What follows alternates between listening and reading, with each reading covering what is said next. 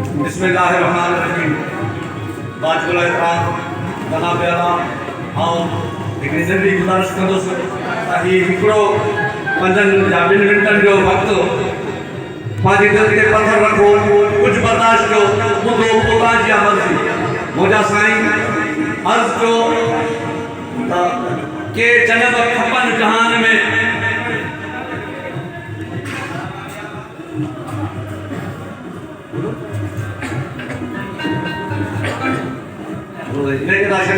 अर्ज़ु कयो मुंहिंजा साईं फ़क़ीर कयो त हुजूर हिकिड़ो अहिड़ी शइ आहे जेको ॻाल्हाए पोइ हिकु वरी उनजो मक़सदु ॿियो थिए। हीअ तॾहिं उनजी वज़ाहत कबी।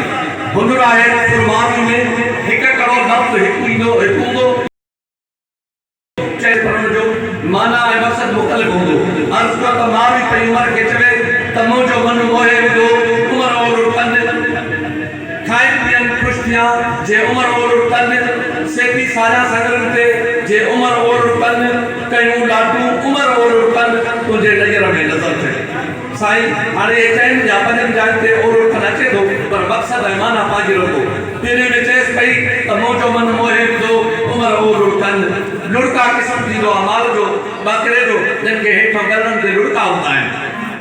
उन्हनि जे लाइ चएसि पई त मुंहिंजो मनु मोहे विधो उमिरि ओर कनि खाइनि पीअनि ख़ुशि थिया जे उमिरि ओर कनि। जॾहिं खाई पी थव करे बचाइनि उनखे ओलण सॾियो वेंदो आहे।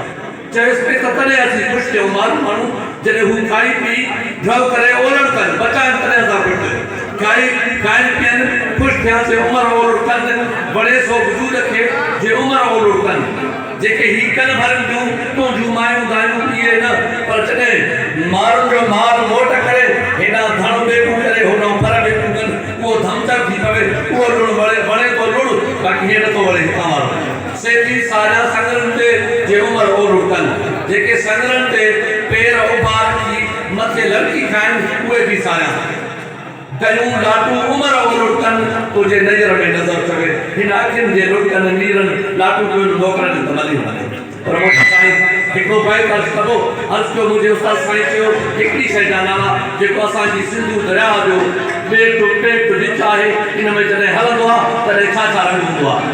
इहा बि असांजी हिकिड़ी सुघड़ाइप आहे। चए पियो त जाल जारी जर अखियुनि मां ॻोढ़ा था गड़नि सागर में त सैलाब सूरनि वारा दरिया पिया धुबनि खटी करणी खेजूं खामा अॾ खॾ खटा खारा गुरू खूह खड़नि रव रेड़ो लटू लटू ॾेढ नओ टिबो वारी टोड़ विझनि छाछक छोली लेट मेट सिट बाण बोट तोड़े छुड़ा वाह वाहन दोकरो डान नार नेवान नाले निक जिक फिक टिक चिक कुन करका कन अच मच रच कोट टच कोड सिबी छतान मोती लाल दान फेरो गुरू फोटो पिणो पुड़ो पिंग लपच कोठेड़ा था टमन तार ता गोता दो कुसा उबारो लावार ओटार आलो सुटी से मन जग जागे के सुकुम दुगो चिकन चश्मा गपगारो गति से गरकन नाम लोड़ो मुड़ो जुड़ो लतो चढ़ो तिको मातो मेरा नदी ओडू डडू ढोरा समझन नको घट नको घेर उते पातेला भी पैदा ठने पातार पवन तारुते दिखे राट खाया दे दरन सही तरह तो सिर में वाली आया बागुन वीर से कड़ी किस्ती लाए बनारन बेड़ा मथे बनन तने बर रमस दरवानी साईं